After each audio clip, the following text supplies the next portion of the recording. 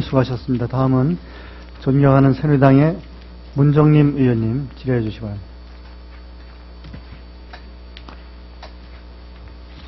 예, 새누리당 문정림 의원입니다. 국민연금 체납보험료 분할 납부 가능한가, 또 가능하다면 그 근거는 무엇인가 라는 차원에서 질의드리겠습니다.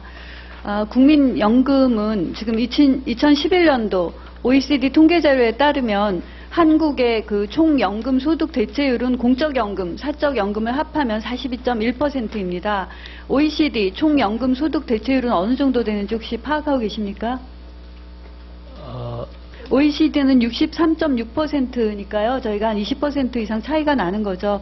그런 상태에서 저희가 공적연금 적용 가능 연령이 지금 18세에서 59세잖아요. 네. 근데 그 중에서 이제 제도권 안에 있는 사람이 48% 정도 되고 52% 정도는 이제 적용 사각지대에 있습니다.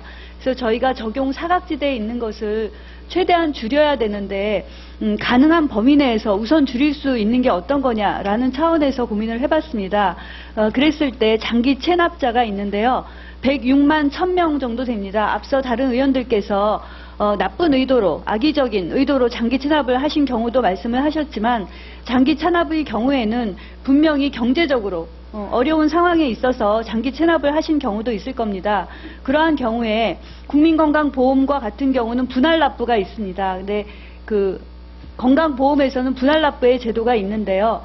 국민연금에는 분할 납부의 제도가 법적으로 없습니다. 그래서 그런 부분을 제가 살펴봤고요. 그래서 지금 보니까 국민연금 징수 실적을 보니까 2013년 7월 기준으로 전체 부가액이 17조 7,500억 정도인데요. 16조 8,300억 원이 거쳐서 징수율은 94.8%입니다.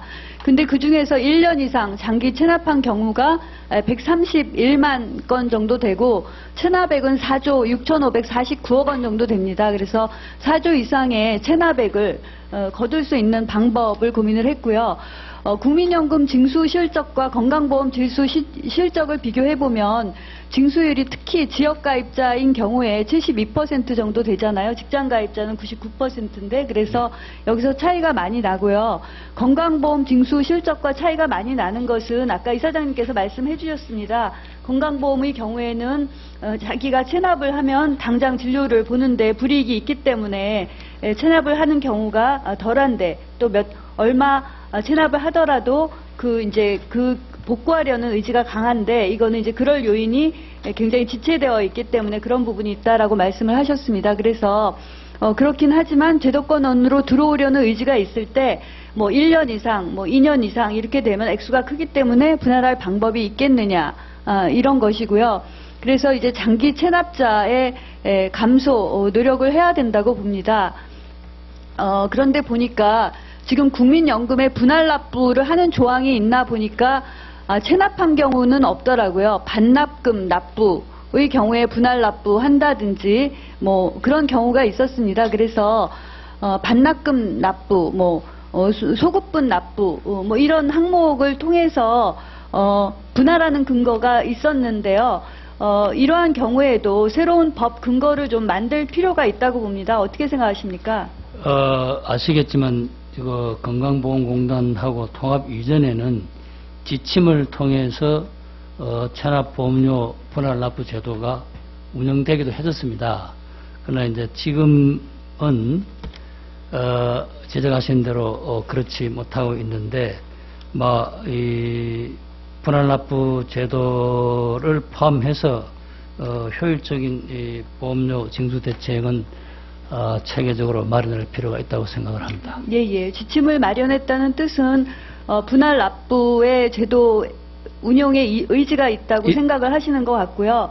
법적 근거가 마련되어 있지 않은 상태에서 이관을 한 상태에서 이렇게 하라 하실 수는 없어서 아마 진행하기 어려운 부분이 있을 것 같거든요. 예. 그래서 근거를 마련해서 건보공단과 국민연금공단이 협조해서 잘 해결했으면 좋겠다 이런 생각에서 말씀드립니다. 네, 감사합니다. 예, 제가 질문하려 했던 것은 끝냈고요. 잠깐 말씀드리겠습니다. 장애 등급과 관련해서 말씀이 많이 나와서 그러는데요.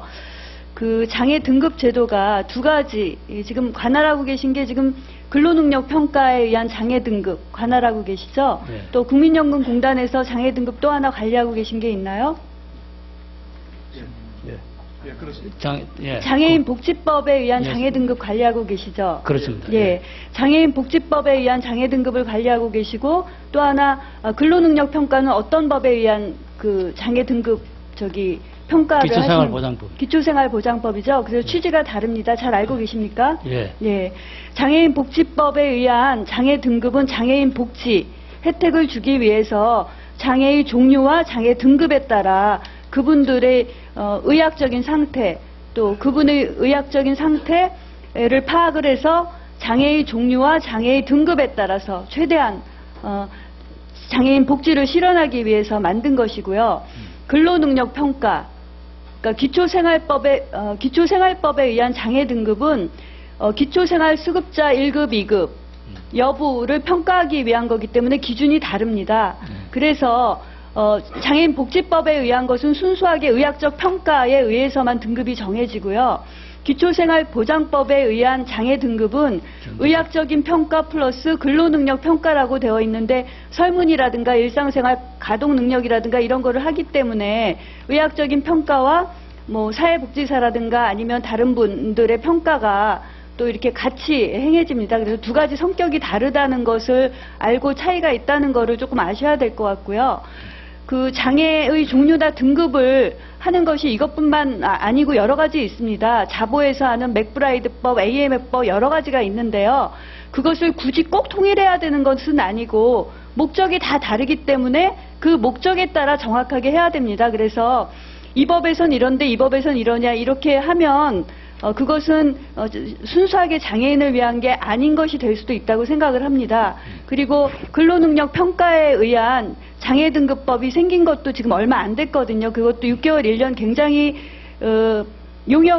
기간을 거쳐서 한 것이거든요. 그래서 불만이 있을 때 고치는 것도 중요하지만 왜 장애인들이 어디에 문제가 있는지를 파악해서 그것을 고치는 것이 더 우선이라고 생각합니다. 이상입니다.